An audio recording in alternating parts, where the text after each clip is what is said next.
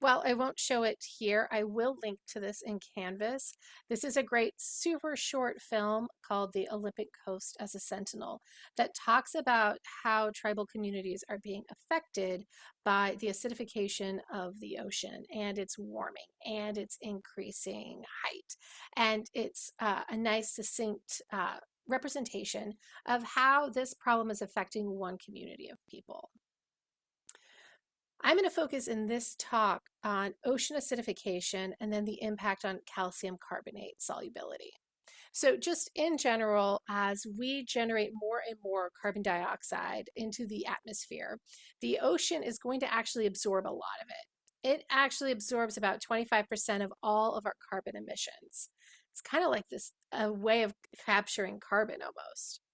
And it also holds on to about 90% of the excess heat that's generated from carbon dioxide emissions when carbon dioxide acts as a greenhouse gas in the atmosphere.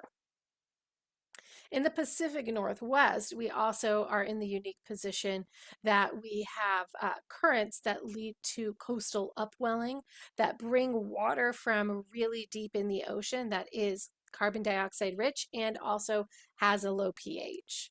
And so our waters in the Puget Sound have this effect from upwelling and from dissolved carbon dioxide into our waters that are all working together to decrease the pH of the ocean. All right, so let's talk about the different reactions that are happening here. All of them are in equilibrium.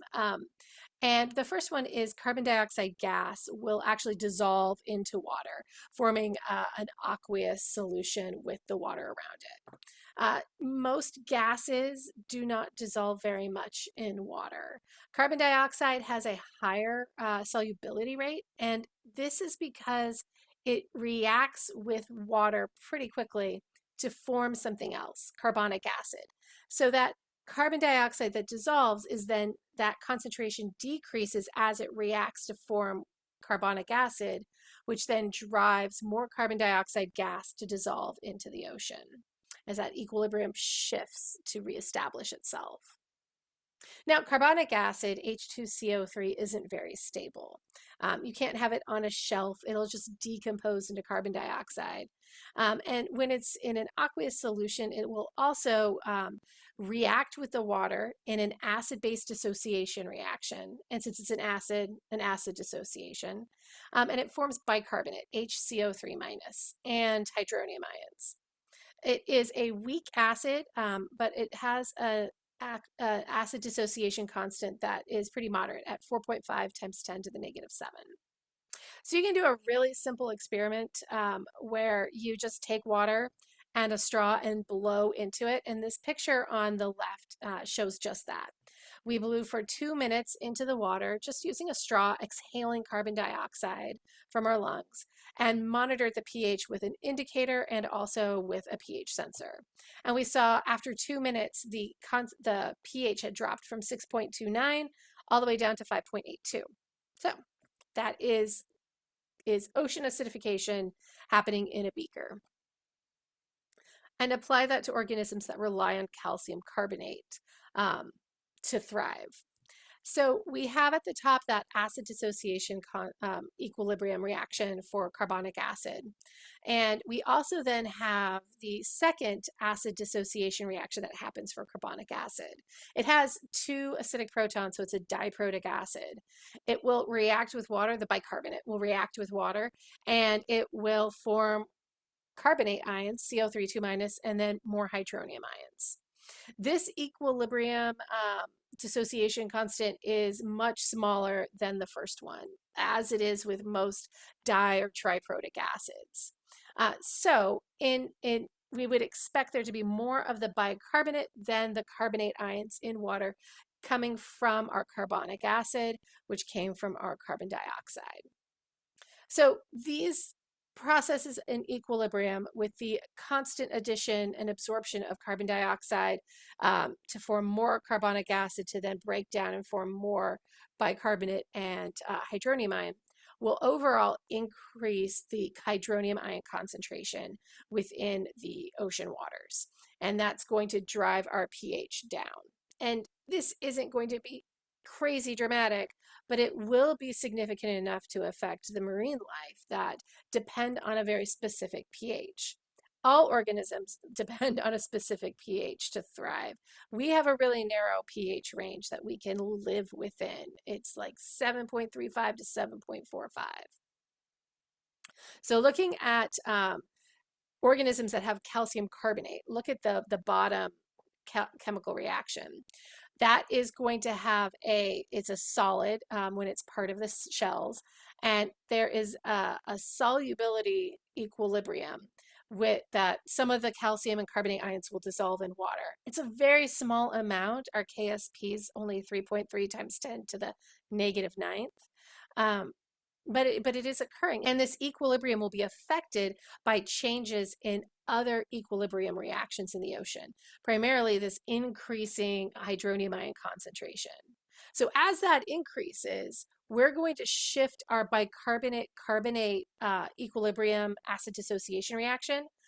We're going to shift it to form more of the reactants. So as the hydronium ion concentration is higher and higher, Le Chatelier's principle predicts that equilibrium will shift to form more of our bicarbonate ion to maintain that balance that is expressed by the Ka of the reaction.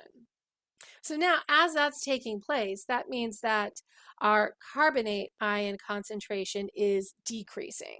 So as that pH decreases and the hydronium ion concentration increases, we'll be decreasing our carbonate ion concentration as equilibrium shifts.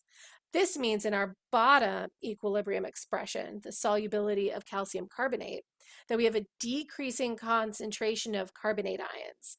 And that shifts our solubility product equilibrium to the right.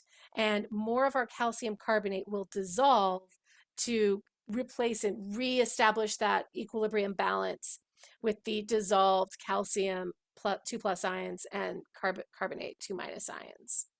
And so by seeing that decrease in pH in the ocean, even if it is subtle, it's going to affect these reactions that are in equilibrium and shift them slightly. And that shift for the calcium carbonate solid solubility is going to have a meaningful impact on different types of shellfish and coral. And sea snails.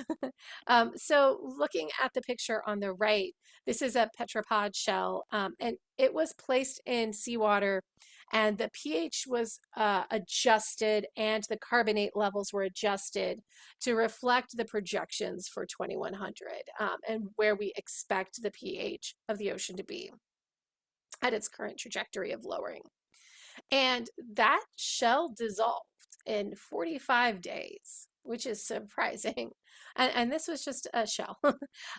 So now imagine that you're a baby clam or a baby coral, and your shell is much, much, much thinner. And growing as a clam or an oyster requires using the carbonate and the calcium ions that are in the ocean to build that larger and larger and larger shell. And as our equilibrium of calcium carbonate solubility is shifted to create more of these dissolved ions, it means that it is more challenging for those ions to solidify and become a solid. There is pressure to stay dissolved. And that means that the small clams are going to have a very hard time getting the minerals that it needs to actually grow its shell. And so they're the most susceptible right now. And so growing shellfish is currently being affected by ocean acidification. It's projected that by 2100, just shellfish being alive is going to be affected by ocean acidification. So, so that's a little daunting. That's a little scary. And there are some really interesting ways to start addressing this. And some of them are ancient, it turns out. The Swinomish tribe has recently created a clam garden. And it is an ancient practice that they kind of relearned by connecting with other tribes. And it is a like 2-foot high like wall, and it's like the one they built is like 200 feet long, and they hand built it by piling up rocks and stones in the kind of intertidal zone. And that clam garden then protects growing clams from kind of the churn of the ocean, creating a gentler environment for one, but it also uh, changes the amount of carbonate ions in solution and calcium ions in solution. So the shells of old clams that are trapped by the clam garden actually increase the concentration of those ions, which helps shift equilibrium back to the left to the solid calcium carbonate. And so it makes it easier for clams to grow a solid calcium carbonate shell. And so this is a really exciting and innovative way, even though it is an ancient innovation, to address the impacts of climate change. We're doing something similar or we're seeing something similar in commercial fishing as well. So shellfish farms have been struggling to help their small baby shellfish grow. And the problem is the acidity of the water that from the sea that's used in these kind of clam nurseries. And so they're adjusting the pH with soda ash. So they're putting in sodium carbonate into the water to increase the carbonate ion concentration and shift equilibrium to favor calcium carbonate as a solid. And so this is being done with the addition of just a bunch of salt, whereas in the Swinomish solution in the Pacific Northwest, we have broken up and ground up seashells that are doing essentially the same thing in a more natural process. And so these are the concepts that we're going to be looking at in this lab. We're going to be taking seawater and we're going to carbonate it and compare it to just plain seawater. And we're going to add seashells into it that have been ground up. And we are going to look at how much of them dissolve into solution. We're going to look at the difference in mass of our shells. We're going to look at the difference in pH of our water. And we're going to quantify the amount of calcium ions that are in solution and compare them between the two.